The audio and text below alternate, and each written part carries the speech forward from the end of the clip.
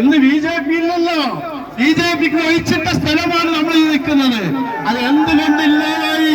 അവരുമായി സഖ്യത്തിലാണ്. അത് ഇവിടെ നടക്കൂല. ഇത് മതേതര കേരളമാണ്. ഇത് മതേതര കരുവാരക്കുണ്ടാണ്. ഇത് മതേതര മലപ്പുറം ജില്ലയാണ്. നമ്മൾ ഒട്ടും ബേജാറാകണ്ട.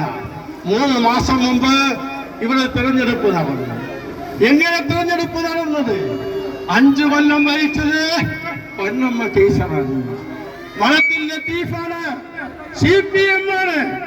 വാട് വെട്ടിയത് അവരാണ്. എന്നിട്ടോ കക്കറയിൽ അയിലമീൻ നന്നാക്കിയതുപോലെ കുണ്ടോള ഭാഗം മുള്ളറക്ക് ചേർത്തു. മുള്ള ഭാഗം കഴിഞ്ഞ നോളിലേക്ക് ചേർത്തു. കമ്മ്യൂണിസ്റ്റ് പാർട്ടിയുടെ ഒരു കോട്ട കൊത്തളമാക്കി. അവിടെ പോലും 136 നമ്മളാണ് ജയിച്ചത്. അതുകൊണ്ട് മെയ് 4-ാം തീയതി വോട്ടെണ്ണുമ്പോ പ്രതിപക്ഷ നേതാവ് പറഞ്ഞതുപോലെ മലപ്പുറം ജില്ലയിലെ 16 സീറ്റും ഐക്യ ജനാധിപത്യ മുന്നണി പിടിക്കും. കോഴിക്കോട് ജില്ലയിൽ 10 സീറ്റ് ഐക്യ ജനാധിപത്യ മുന്നണി പിടിക്കും. കണ്ണൂർ ജില്ലയിൽ 8 സീറ്റ് ഐക്യ ജനാധിപത്യ മുന്നണി പിടിക്കും.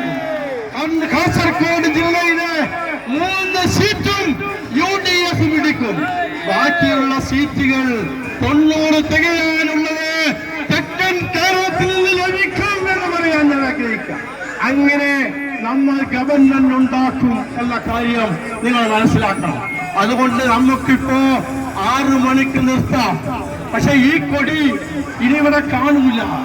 മെയ് 4-ാം തീയതി അയർന്നചന്ദ്ര താരാഗിത ഹരിത പതാകയും ത്രിവർണ്ണ പതാകയും കരുവാരക്കുണ്ട് പരിവാരങ്ങളിൽ നിങ്ങൾക്ക് അഭിവാദ്യം അർപ്പിച്ചുകൊണ്ട് നമ്മളിവിടെ ഉണ്ടാകും എന്ന് പറയാൻ ഞാൻ ആഗ്രഹിക്കുക. ഞാൻ ചുരുക്കുകയാണ്. അതുകൊണ്ട് നിങ്ങൾ എല്ലാവരും ഏറ്റുപാടുക.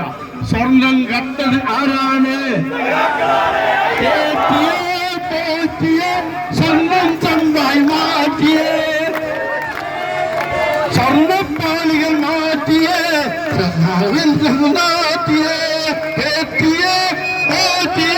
സ്വർണം ചമ്പായി മാറ്റിയേ, സ്വർണം കട്ടത് ആരപ്പ?